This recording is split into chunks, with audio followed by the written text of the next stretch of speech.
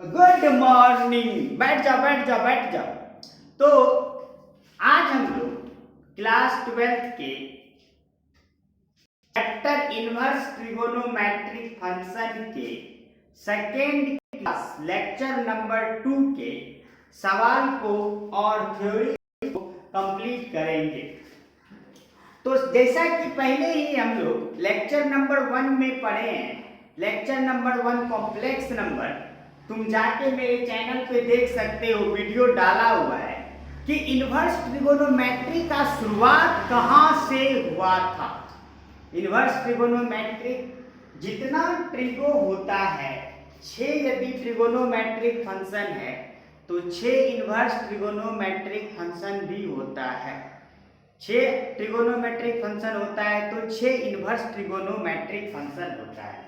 तो हम लोगों ने बात किया था कि ITF इनवर्स ट्रिगोनोमेट्रिक फंक्शन में सबसे इंपॉर्टेंट तुम्हारा डोमेन और रेंज है। हम लोग पहले ही क्लास में लेक्चर नंबर 1 में हम लोग ये चीज को बहुत ही ढंग से डिस्कस किए हैं। तो आज उसके आगे एक बार फिर से हम ये प्रिंसिपल वैल्यू लिखे हुए हैं कि साइन इनवर्स x का डोमेन -1 से 1 होता है, रेंज -π/2 से π/2 होता है। फिर कॉस इनवर्स x का डोमेन -1 से 1 और रेंज 0 से π होगा। फिर tan इनवर्स x का डोमेन रियल नंबर, रेंज -π/2 से π/2 होगा। फिर कॉसेक इनवर्स x का डोमेन रियल नंबर -1 से 1 होगा, रेंज -π/2 से π/2 -0 होगा। फिर सेक इनवर्स x का डोमेन रियल नंबर -1 से 1 होगा और रेंज 0 से π -π/2 होगा। फिर कॉट इनवर्स x का डोमेन रियल नंबर होगा और रेंज 0 से π होगा।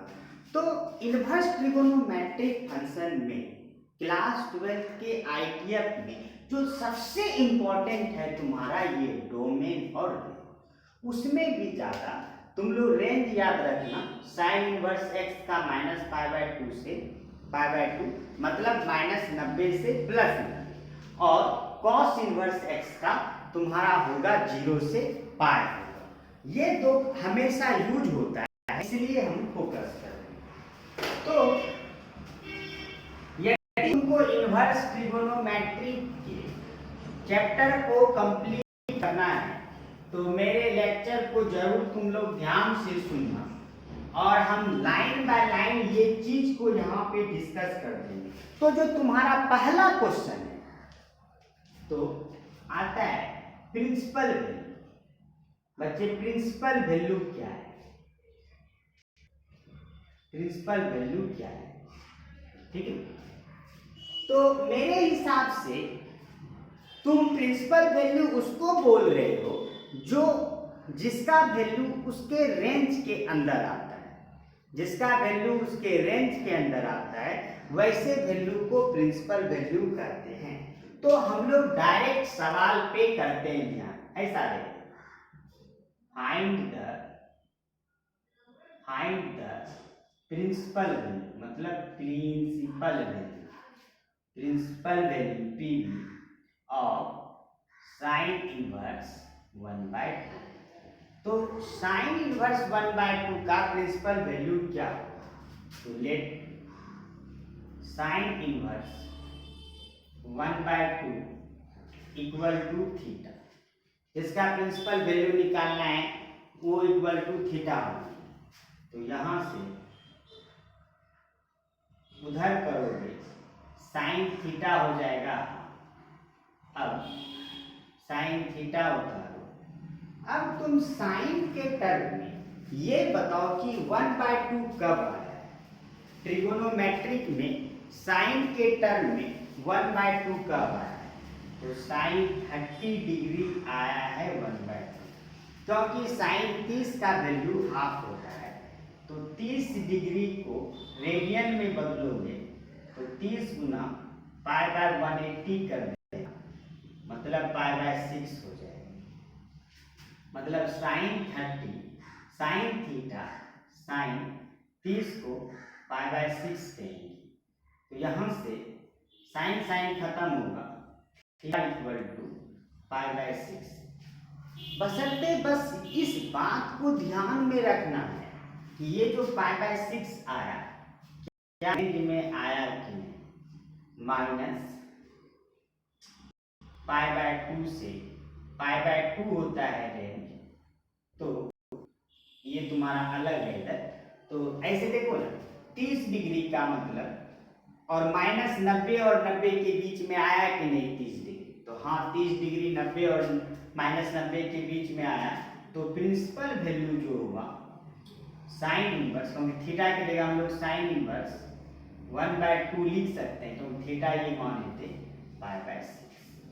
ये तुम्हारा बस जो प्रिंसिपल वैल्यू आएगा वो रेंज में आना चाहिए।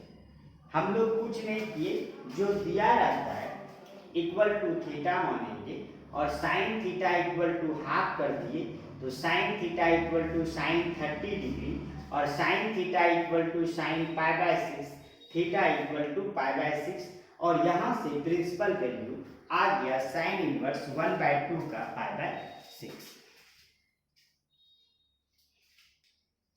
फिर इसी तरह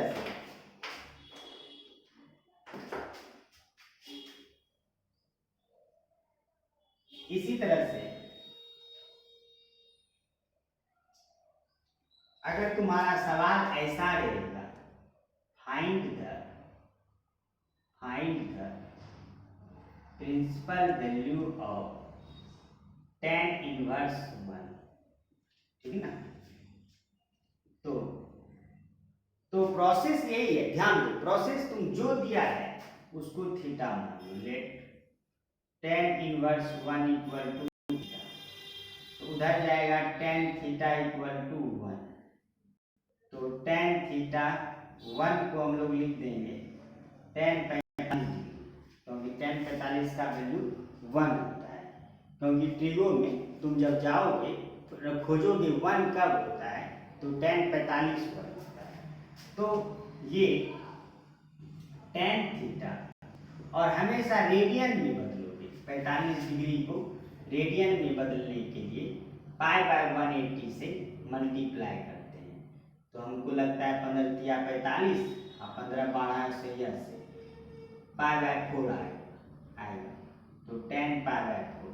तो अब यहाँ थोड़ा रुको, क्या पाई बाय 4 मतलब क्या 45 डिग्री tan इनवर्स के रेंज में आता है।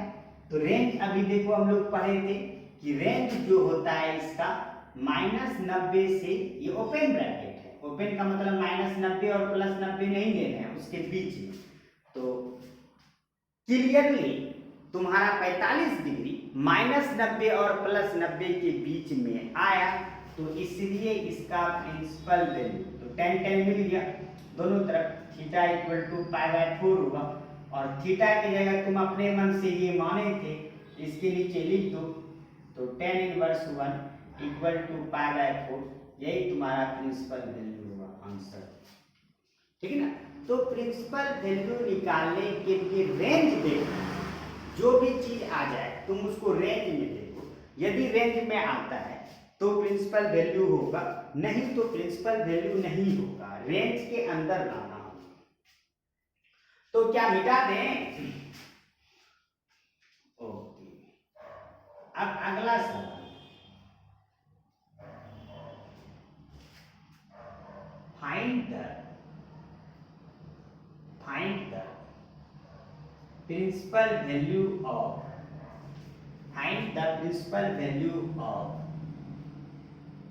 cos inverse half. cos inverse half का प्रिंसिपल वैल्यू। अब तुम लोग बताओ कैसे करेंगे, बताओ। हाँ, क्या करेंगे बोलो? लेट cos इनवर्स हाफ को मानेंगे थीटा, तो उधर जाएगा होगा cos theta equal to half, ठीक ना। फिर cos थीटा, तो cos में बच्चा हाफ कब होता है, तो cos 60 डिग्री में हाफ होता है, 60 डिग्री। देखो तोड़ के बता रहे, तो 60 डिग्री को कैसे बदलोगे रेडियन में, पाई बाय 180 से मल्टीप्लाई करके, क्या हो जाएगा π/3, तो cos थीटा cos π/3। तो अब क्या करना है, रुक जाना है, क्यों भाई, क्योंकि रेंज देखो पहले, जब तक तुम्हारा रेंज नहीं आएगा तब तक तुम्हारा प्रिंसिपल वैल्यू, तो रेंज कॉस इनवर्स का क्या होता है 0 से पाई, यहाँ लिखना है तुमको, बोर्ड में भी लिखना पड़ेगा एग्जाम में, तुम मेंस एडवांस के में भी करोगे सवाल, तो हम लोग का जब रेंज डोमेन का बात आएगा, जब तक प्रिंसिपल वैल्यू तब फाइंड होगा जब तुम्हारा रेंज में मिलेगा। तो 0 से पाई का मतलब 0 से 180 के बीच में क्या 60 डिग्री आया, हाँ आ गया, तो ये तुम्हारा 2 हो गया, तो थीटा इक्वल टू हो गया π/3। तो थीटा तुम अपने मन से माने थे, तो थीटा के नीचे लिख दो cos inverse half equal to π/3। ये तुम्हारा प्रिंसिपल वैल्यू हुआ, कि प्रिंसिपल वैल्यू हम लोग का cos इनवर्स हाफ का π/3 होता है। तो उम्मीद है कि ये 3 सवाल जो हम लोग किए प्रिंसिपल वैल्यू पे, ये तुम लोग को आसानी से समझ में आया। अब प्रिंसिपल वैल्यू पे हम लोग कुछ और सवाल करेंगे नेक्स्ट क्लास में, तो तुम लोग मेरे क्लास में बने रहना, और इसको यहाँ तक करने के बाद फिर हम लोग कल माइनस वाला प्रिंसिपल वैल्यू करेंगे जो रेंज में नहीं आएगा। तो सर रेंज में कैसे लाएंगे, रेंज में लाने के बाद तक उसका प्रिंसिपल वैल्यू कैसे होगा, तो मिलेंगे कल फिर इसी टाइम पे।